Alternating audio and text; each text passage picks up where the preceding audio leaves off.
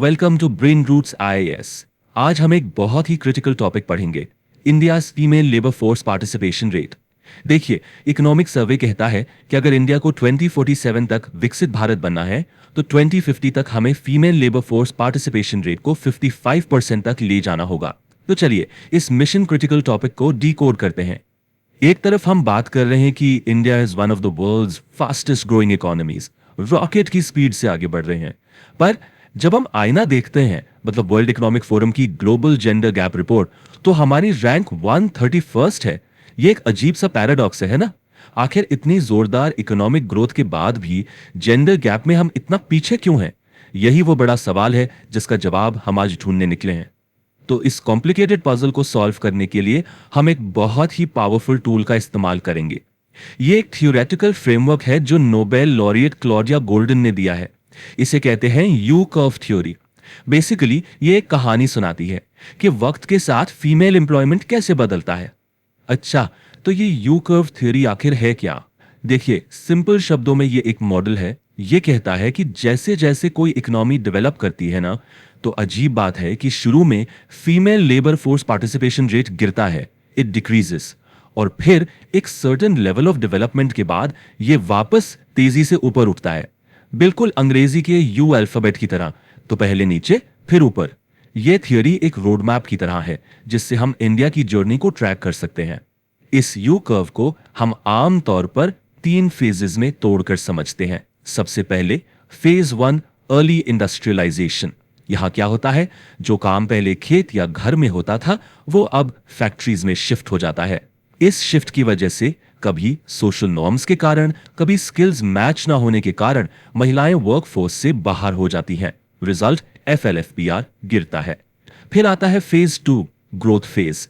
यहां परिवार की इनकम बढ़ती है, जिसे हम इकोनॉमिक्स में इनकम इफेक्ट कहते हैं। अब फैमिली अफोर्ड कर सकती है कि विमेन घर पर रहें, तो एफएलएफपीआर लो ही बना रहता है। और फाइनली आता है फेज 3 यानी एक्सपेंशन फेज। यहां गेम चेंज होता है। एजुकेशन लेवल्स बढ़ते हैं, सर्विस सेक्टर में जॉब्स आती हैं, बर्थ रेट कम होता है, और इन सबका कंबाइंड इफेक्ट ये होता है कि एफएलएफपीआर बूम तेजी से ऊपर जाता है। तो अब सबसे बड़ा सवाल, इंडिया इस यू कर्व पर कहां है? वेल, जो डेटा सामने आ रहा है वो काफी एक्साइटिंग है। ऐसा लगता है कि इंडिया इस कर्व के नीचे वाले हिस्से से निकलकर अब तेजी से ऊपर वाले हिस्से में यानी राइजिंग पार्ट में फर्मली एंटर कर चुका है। जरा फिगर्स देखिए।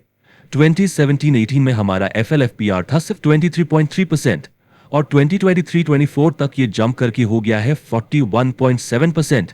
ये कोई मामूली बढ़ोतरी नहीं है, this is a dramatic surge, एक बहुत ही पॉजिटिव साइन। लेकिन ठहरिए, कहानी यहां खत्म नहीं होती। नंबर्स के पीछे एक और भी बड़ी, इनफैक्ट रेवोल्यूशनरी शिफ्ट हो रही है, जिसे इकोनॉमिक सर्वे हाईलाइट करता है, और वो शिफ्ट है ओनरशिप का। अब हम सिर्फ विमेन एज वर्कर्स की बात नहीं कर रहे हैं, अब हम बात कर रहे हैं women as business owners, women as proprietors. आंकड़ों पर गौर कीजिए। इंडिया में जितनी भी प्रोप्राइटरी एस्टैब्लिशमेंट्स हैं, यानी ऐसे बिजनेसेस जिनका मालिक एक ही इंसान होता है, उनमें से 26.2% को आज महिलाएं चला रही हैं। सोच के देखिए, हर 4 में से 1 से ज्यादा। और ये फिगर 2 साल पहले 24.2% था। ये एक साफ सिग्नल है कि महिलाएं अब जॉब सीकर्स से जॉब क्रिएटर्स बन रही हैं। और अब आते हैं सबसे सरप्राइजिंग, अपन कह सकते हैं माइंड ब्लॉगिंग फाइंडिंग पर। आप गेस कीजिए, ये फीमेल हेडेड बिजनेसेस सबसे ज्यादा किस सेक्टर में है? IT, services? नहीं, मैन्युफैक्चरिंग में। Can you believe it? 58.4% female headed establishments manufacturing sector में है। ये हमारे सारे पुराने नैरेटिव्स को, सारे स्टीरियोटाइप्स को तोड़ देता है, जहां हम सोचते थे कि मैन्युफैक्चरिंग तो एक मेल डोमिनेटेड फील्ड है। इसका सीधा मतलब है कि एमएसएमई इकोसिस्टम के अंदर अब महिलाएं फैक्ट्री ओनर्स बन रही हैं। This is a huge shift. तो इतनी अच्छी खबरों के बीच क्या सब आसान है? बिल्कुल नहीं। इन पॉजिटिव ट्रेंड्स के बावजूद अभी भी रास्ते में कुछ बड़े स्ट्रक्चरल बैरियर्स खड़े हैं, ऐसी रुकावटें जो हमारी स्पीड को कम कर रही हैं। चलिए अब इन ऑब्स्टिकल्स को आमने सामने देखते हैं। सबसे पहला और शायद सबसे बड़ा चैलेंज है डबल बर्डन। ये टर्म आपको याद रखना है। इसका मतलब है दोहरी जिम्मेदारी, एक तरफ पेड वर्क और दूसरी तरफ घर का काम और केयर गिविंग, जिसका कोई पैसा नहीं मिलता। और डेटा डेटा चीख चीख कर इसकी कहानी बताता है। ऑन एन एवरेज एक दिन में महिलाएं 363 मिनट्स अनपेड लेबर में लगाती हैं और पुरुष सिर्फ 123 मिनट्स। ये जो मैसिव गैप है, ये उनके प्रोफेशनल ग्रोथ के रास्ते का सबसे बड़ा स्पीड ब्रेकर है। दूसरा बैरियर है द लीकिंग स्टेम पाइपलाइन। ये कॉन्सेप्ट बहुत इंपॉर्टेंट है। इसका मतलब क्या है?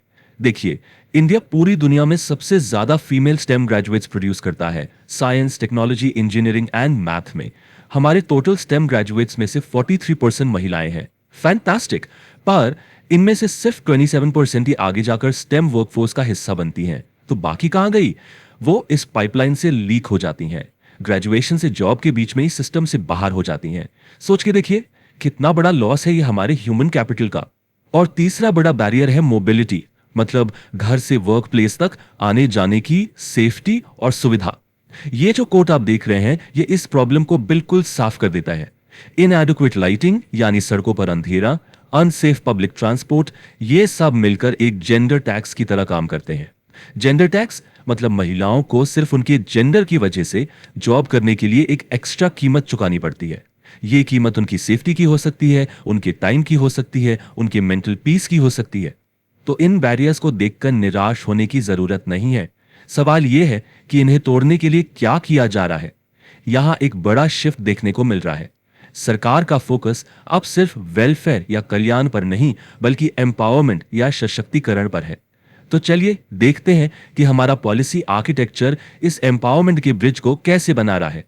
इस डायरेक्शन में न्यू लेबर कोड्स एक गेम चेंजर साबित हो सकते हैं। इसके कुछ की प्रोविजंस को देखते हैं।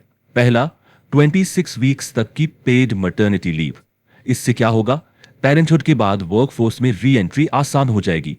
दूसरा, प्रॉपर सेफ्टी मेजर्स के साथ अब विमेन नाइट शिफ्ट्स में भी काम कर सकती हैं। इससे अपॉर्चुनिटी का दायरा बढ़ गया। तीसरा, क्रैश फैसिलिटी को मैंडेटरी कर दिया गया है। यह सीधा डबल बर्डन की प्रॉब्लम पर अटैक करता है। और चौथा, जिन इंडस्ट्रीज को पहले हैजर्डस माना जाता था, वहां भी अब महिलाओं के लिए रास्ते खोले जा रहे हैं, प्रोमोटिंग इक्वल अपॉर्चुनिटी। अच्छा, ये तो हुई करंट पॉलिसीज, पर आगे का रास्ता क्या है? उस 55% के टारगेट तक कैसे पहुंचेंगे? एक्सपर्ट्स 3 की इंटरवेंशन सुझा रहे हैं। Number 1, gender responsive infrastructure. ऐसा इंफ्रास्ट्रक्चर जो महिलाओं की जरूरतों को ध्यान में रखे। एग्जाम्पल के लिए तमिलनाडु के थोजी हॉस्टल्स, जो वर्किंग वुमेन को सेफ और अफोर्डेबल हाउसिंग देते हैं। Number 2, bridging re entry barriers. इसके लिए रिटर्नशिप जैसे प्रोग्राम्स चाहिए। ये उन वुमेन को टारगेट करते हैं जिन्होंने करियर ब्रेक लिया है और उन्हें वापस वर्कफोर्स में आने में हेल्प करते हैं। और नंबर 3, इंटीग्रेटेड सखी निवास इकोसिस्टम्स। ये एक होलिस्टिक कॉन्सेप्ट है जहां काम, आने जाने की सुविधा और चाइल्ड केयर सब एक ही जगह इंटीग्रेटेड हो। ये स्कोर कार्ड हमारी पूरी कहानी को नंबर्स में बयान करता है। देखिए, 2017-18 में FLFPR था 23.3%। आज 2023-24 में हम 41.7% पर हैं और हमारा टारगेट क्या है? 2050 तक 55%।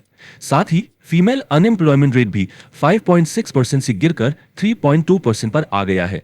तो प्रोग्रेस तो है, बिल्कुल है, लेकिन मंजिल अभी भी दूर है। और याद रखिए, हायर फीमेल एम्प्लॉयमेंट का मतलब सिर्फ सोशल जस्टिस नहीं है। इसका सीधा मतलब है कम पॉवर्टी और देश की प्रोडक्टिविटी में जबरदस्त इजाफा। और जाते जाते मैं आपके लिए एक एनालिटिकल सवाल छोड़कर जा रहा हूं। मेंस के पर्सपेक्टिव से सोचिए। हमने डेटा में देखा कि 58.4% फीमेल हेडेड एस्टैब्लिशमेंट्स मैन्युफैक्चरिंग में है। तो क्या इसका मतलब यह है कि इंडिया का जो मैन्युफैक्चरिंग पुश है, वो इनहेरेंटली अपने डिजाइन में ही हमारे पुराने IT सर्विसेज बूम से ज्यादा जेंडर इंक्लूसिव है? इस पर जरूर सोचिए। If you found this lecture helpful, like, share and subscribe to the channel.